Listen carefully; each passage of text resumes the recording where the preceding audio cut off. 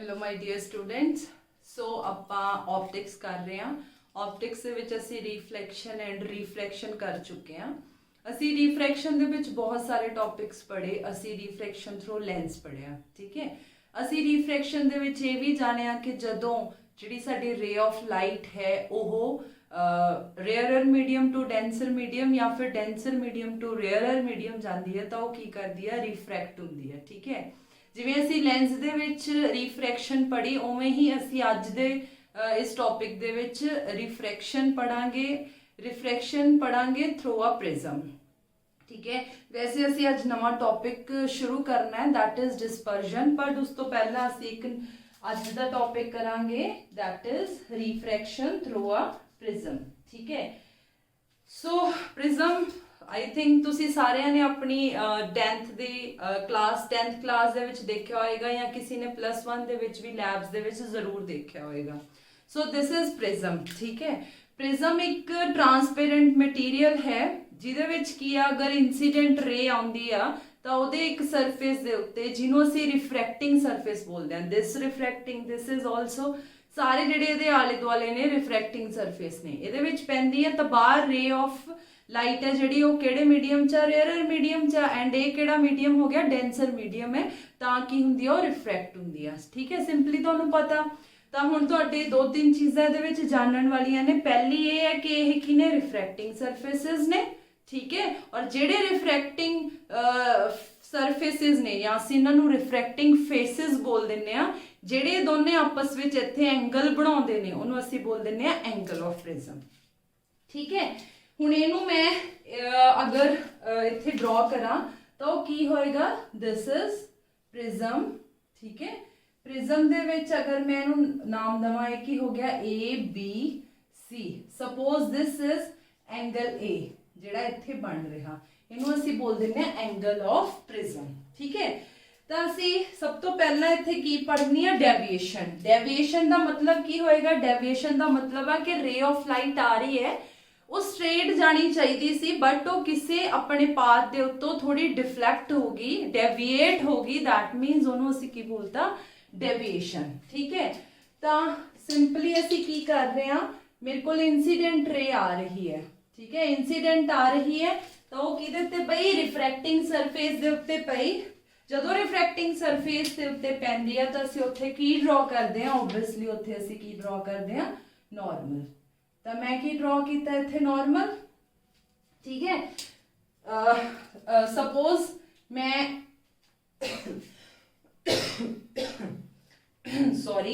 Suppose मैं रे जिथों आ रही है उन्होंने कह रही है P, इस पॉइंट टू कह रही है Q।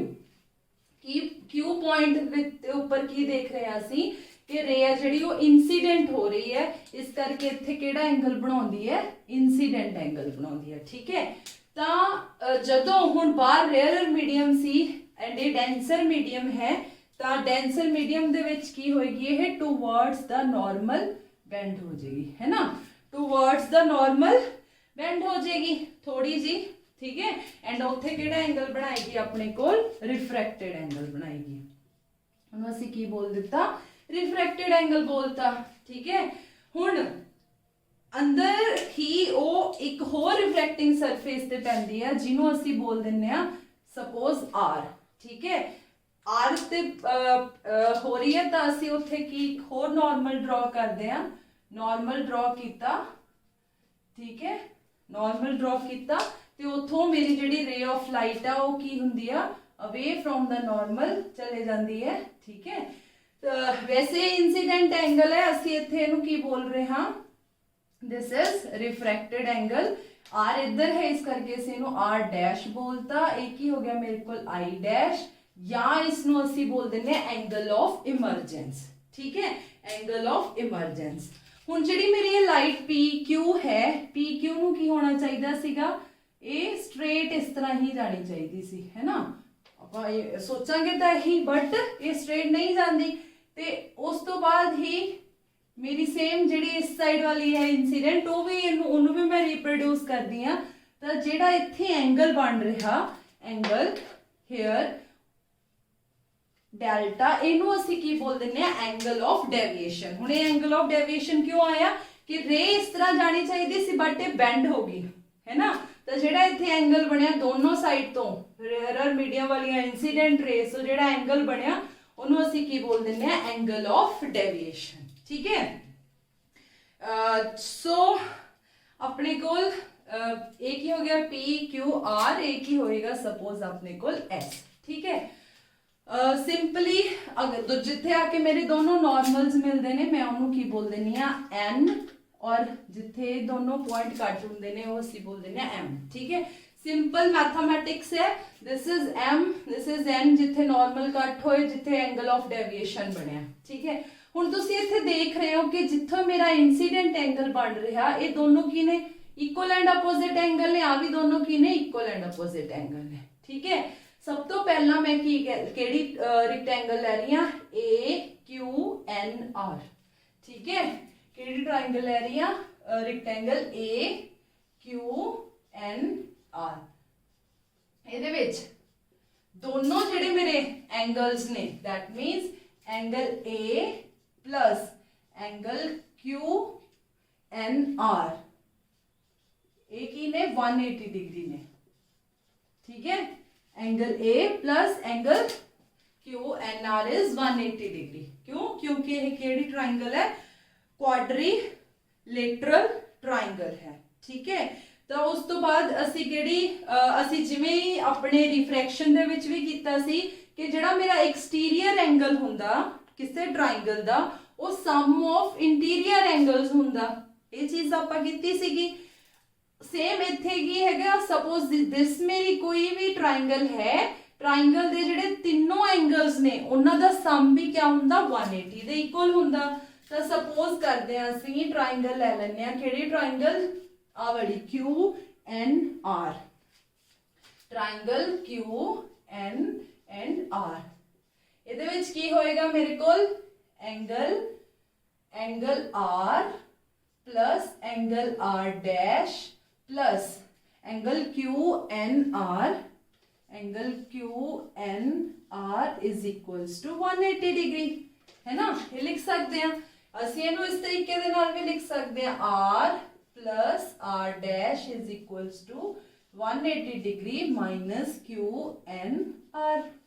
हुण तुसीं इत्थे भी देख सकते हो इनू असीं की लिख सकते हैं A is equals to 180 degree minus इनू माइनस लैके की आ गया Q N R. That means 180 minus Q N R की हो गया ए है ना। मैं एंगल हटा रही हूं, सिंपल लिख रही हूं R dash is equals to angle A. चलो लिख ही लेने। ठीक है। ठीक है। तो ये भी मेरे को कंडीशन आ गई। दूसरी चीज आप केड़ी ले ली, दूसरी आप ट्रायंगल केड़ी लई सी एम क्यू आर।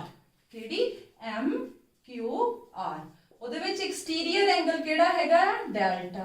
वो किदे इक्वल है वो होएगा M Q R sum of interior angle M Q R plus triangle angle M R Q यही होएगा। हुण जिहड़ा मेरा एम क्यू आर है ना, जे तो असीं टोटल देखिए टोटल मैं रेड नाल तो this angle is equals to total this angle यही होएगा। बट मैनू ये चीज पता और ये चीज पता दैट मीन्स जिहड़ा मेरा ए एंगल है वो की हो जाएगा I minus R, this minus this यही हो जाएगा है ना। ओमे ही मेरा ये भी चीज हो जाएगी। तो आई की हो गया मेरे को आई डैश माइनस आर, यही चीज हो गया आर डैश है ना। ये आर डैश है I dash minus R dash. तो मेरे को this implies delta is equals to M Q R is I minus R plus okay हो गया अपने को I dash minus R dash, यही चीज होगी है ना। तो मैं आई वाले सेम ले रही हूं ताकि हो गया I plus I dash minus common ले लिया कि हो गया आर प्लस आर डैश है ना। और this R plus R dash असी इत्थे लिखिया किदे इक्वल है ए दे इक्वल है। That means I plus I dash minus A है ना, इधर क्या हो गया डेल्टा। ठीक है। ਤਾਂ ਮੇਰੇ ਕੋਲ ਜਿਹੜੀ ਡੈਵੀਏਸ਼ਨ ਹੈ, ਜਿਹੜੀ ਐਂਗਲ ਆਫ ਡੈਵੀਏਸ਼ਨ ਆ ਉਹ ਕਿਹਦੇ ਇਕੁਅਲ ਆ ਗਿਆ, ਇਹਦੇ ਇਕੁਅਲ ਆ ਗਿਆ i plus i dash। ਠੀਕ ਹੈ, ਆਪਾਂ ਇਹਨਾਂ ਨੂੰ ਇਦਾਂ ਵੀ ਲਿਖ ਸਕਦੇ ਹਾਂ i plus i dash minus a। ठीक है, तो सब तो पहली अपनी प्रिज्म दे लिए की कैलकुलेशन होगी, अपनी कैलकुलेशन होगी एंगल ऑफ डेविएशन दी। ठीक है, तो ਅਸੀਂ ਕੀ ਲਿਖ ਸਕਦੇ ਆ, ਅਸੀਂ ਲਿਖ ਸਕਦੇ ਆ ਜਾਂ ਇਹਨੂੰ ਇਦਾਂ ਵੀ ਲਿਖ ਸਕਦੇ ਆ delta plus a is equals to i plus i dash।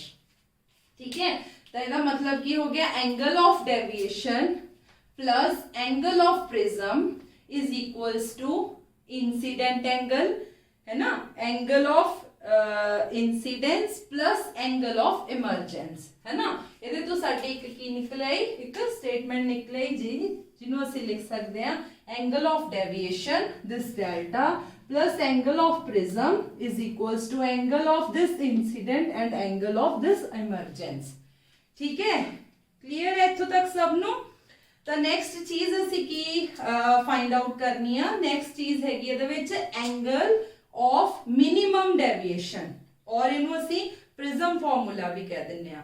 ਹੁਣ ਐਂਗਲ ਆਫ ਮਿਨੀਮਮ ਡੈਵੀਏਸ਼ਨ ਦਾ ਮਤਲਬ ਕੀ ਹੈ, ਜਿਹੜੇ ਮੇਰੇ ਇਹਦੇ ਵਿੱਚ ਸਾਰੇ ਐਂਗਲਸ ਨੇ, ਮਿਨੀਮਮ ਡੈਵੀਏਸ਼ਨ ਕਦੋਂ ਹੋਏਗੀ, ਜਦੋਂ ਮੇਰਾ ਜਿਹੜਾ i ਹੈ ਜਾਂ i ਡੈਸ਼ ਹੈ ਉਹ ਦੋਨੋਂ ਕੀ ਹੋਣਗੇ, स्मॉल एंगल होंगे।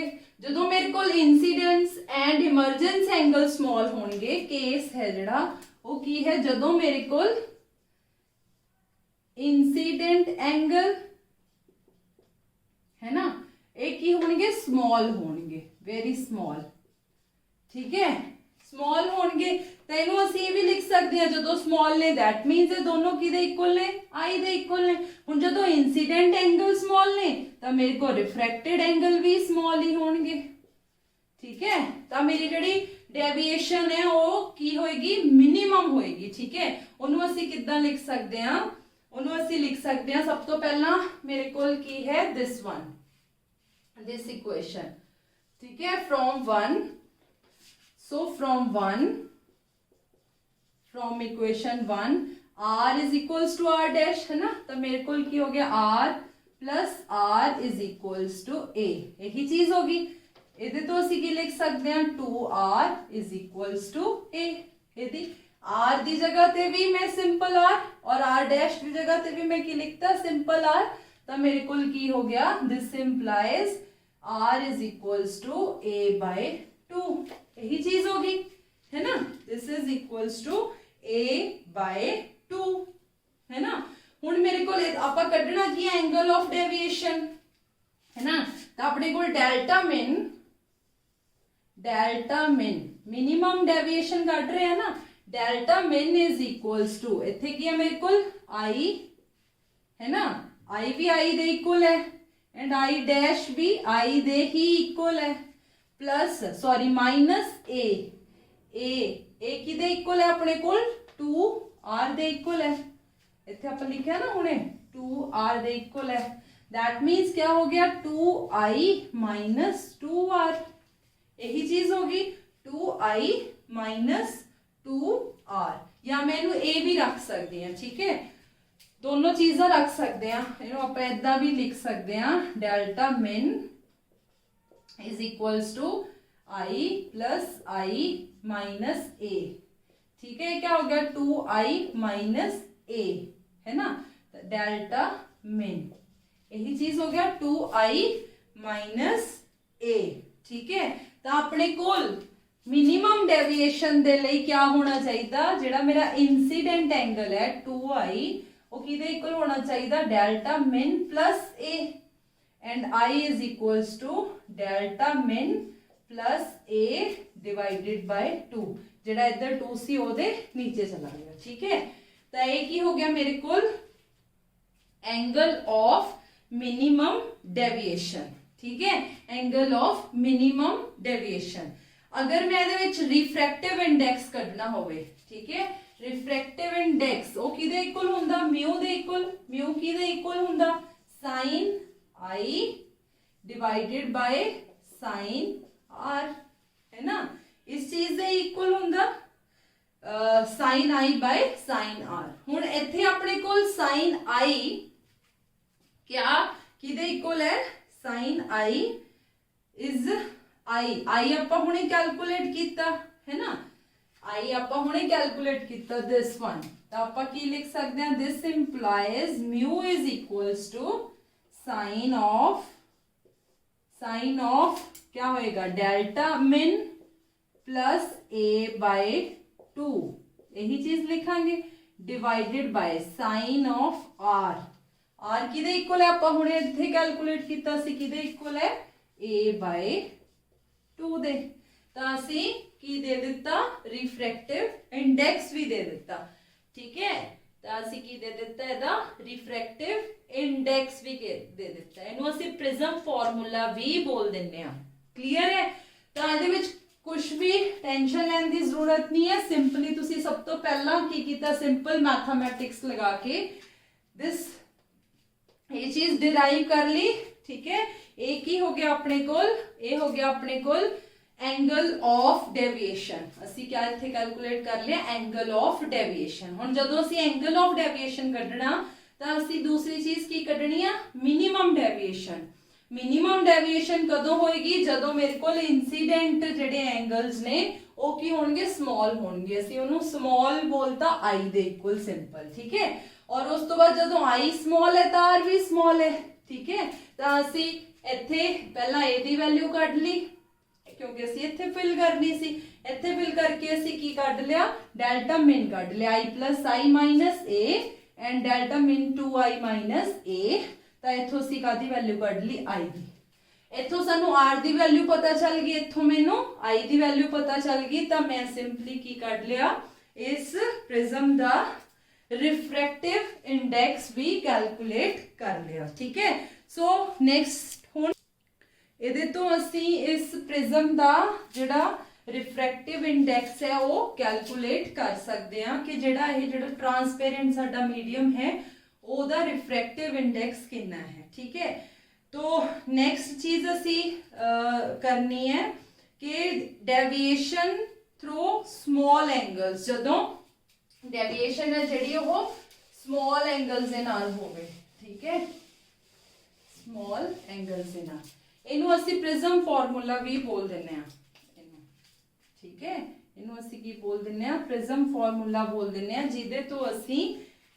जिहदे तो असी रिफ्रैक्टिव इंडेक्स कैलकुलेट करते हैं, ठीक है। Deviation through the prism of small angles, या असी कहते थिन प्रिज्म मींस इनू असी छोटा करता, दैट मींस आई है जिहड़ा मेरा साइन आई, असी इत्थे म्यू कढिया ना, तो मेरे कोल साइन आई किदे इक्वल हो गया, साइन आई सिंपली आई दे इक्वल हो गया, आपां लैने आ है ना, एंगल इक्वल हो जाते हैं, एंड साइन आर किदे इक्वल हो गया, सिंपली आर दे इक्वल हो गया, है ना।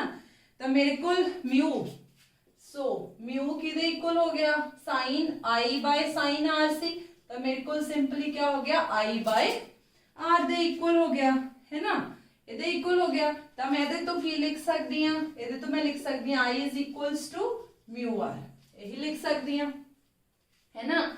और mu also is equals to sine I dash by sine R dash, that means mu is equals to I dash by R dash, that means I dash is equals to mu R dash, है ना, ये दोनों चीज़ां आ गई अपने कोल, ठीक।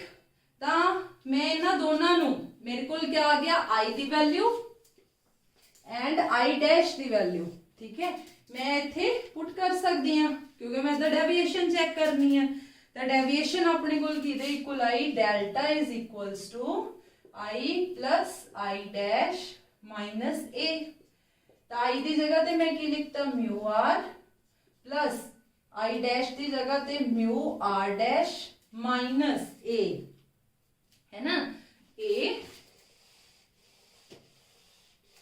Minus ए,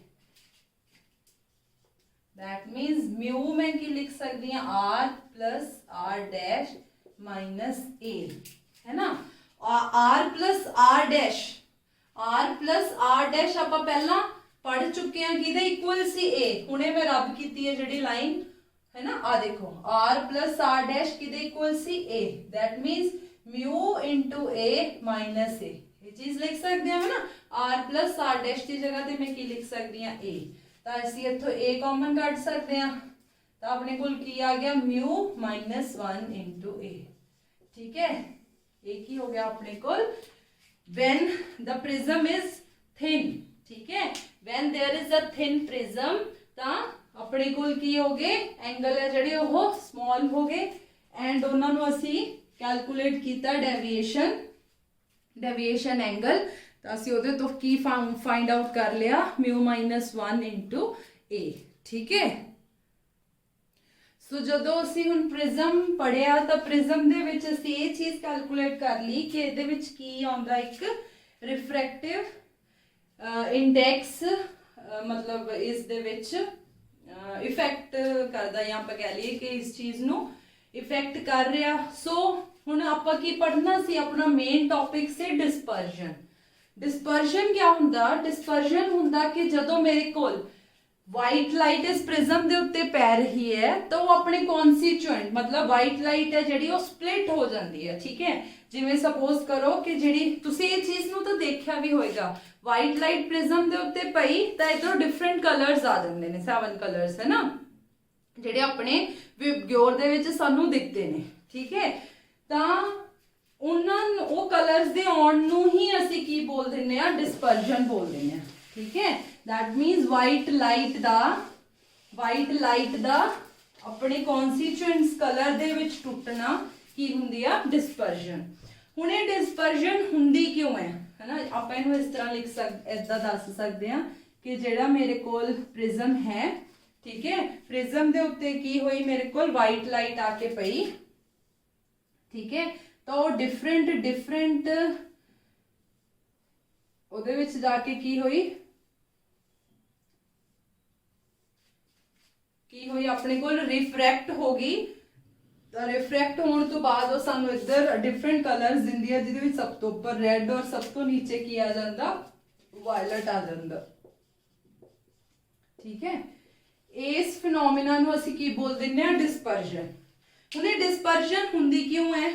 हुण असीं आपां हुणे सारी चीज़ कैलकुलेट कीती, तां असीं ये चीज़ कैलकुलेट कीती कि म्यू है जिहड़ा वो एक रोल प्ले करता है, इत्थे रिफ्रैक्टिव इंडेक्स ऑफ प्रिज्म है जिहड़ा वो रोल प्ले करता, ठीक है। हुण हर लाइट दे विच जिहड़े मेरे कोल R2V है, हर एक दी एक अलग वेवलेंथ है, ठीक है।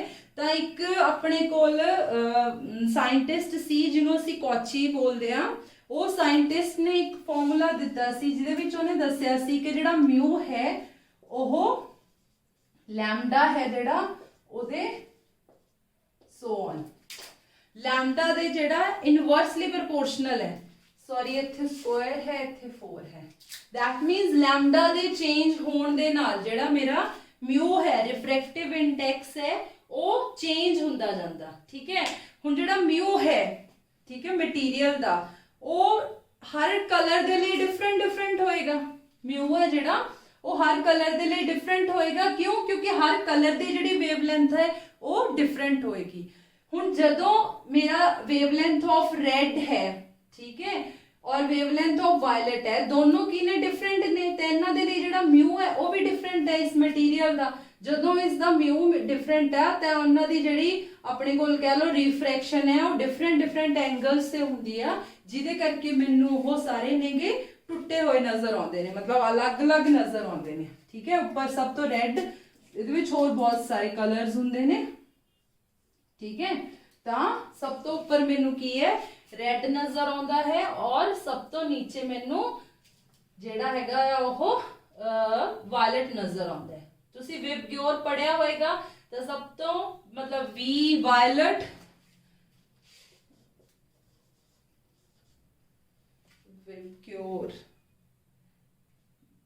विबग्योर वाई ये येलो भी आंदा विच, ठीक है। तो दैट मीन सब तो पहला मैनू वायलेट और सब तो एंड ते मैनू इधर की दिख रहा रेड दिख रहा, ठीक है। सब दी वेवलेंथ डिफरेंट होने करके जिहड़ा मेरा इहदा मतलब इस प्रिज्म दे विचों की होएगी वाइट लाइट दी जदों डिस्पर्जन होएगी तो सारे डिफरेंट एंगल्स ते वो करनगे, ठीक है। ਬੈਂਡ ਹੋਣਗੇ। ਸੋ ਅੱਜ ਦੇ ਟੌਪਿਕ ਦੇ ਵਿੱਚ ਅਸੀਂ ਥਿਨ ਪ੍ਰਿਜ਼ਮ, ਪਹਿਲਾਂ ਨਾਰਮਲ ਪ੍ਰਿਜ਼ਮ ਪੜ੍ਹਿਆ।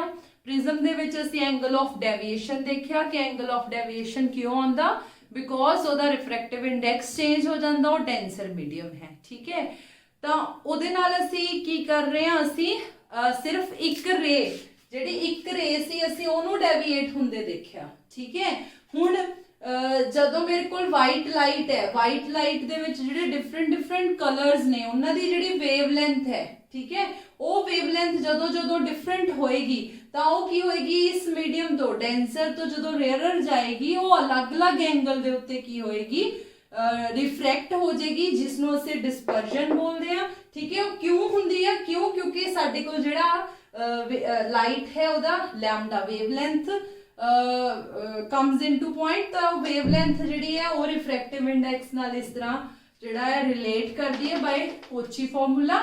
ਤੇ ਇਸ ਫਾਰਮੂਲੇ ਤੋਂ ਬਾਅਦ ਅਸੀਂ ਕੀ ਕੈਲਕੂਲੇਟ ਕੀਤਾ ਕਿ ਜਿਹੜੀ ਮੇਰੀ ਵਾਈਟ ਲਾਈਟ ਆ ਉਹ ਅਲੱਗ-ਅਲੱਗ ਐਂਗਲਸ ਦੇ ਉੱਤੇ ਡਿਸਪਰਜ ਹੋ ਜਾਏਗੀ, ਜਿਸ ਕਰਕੇ ਅਸੀਂ ਇਹਨੂੰ ਕੀ ਬੋਲ ਦਿੰਦੇ ਹਾਂ, ਡਿਸਪਰਜਨ ਆਫ ਲਾਈਟ।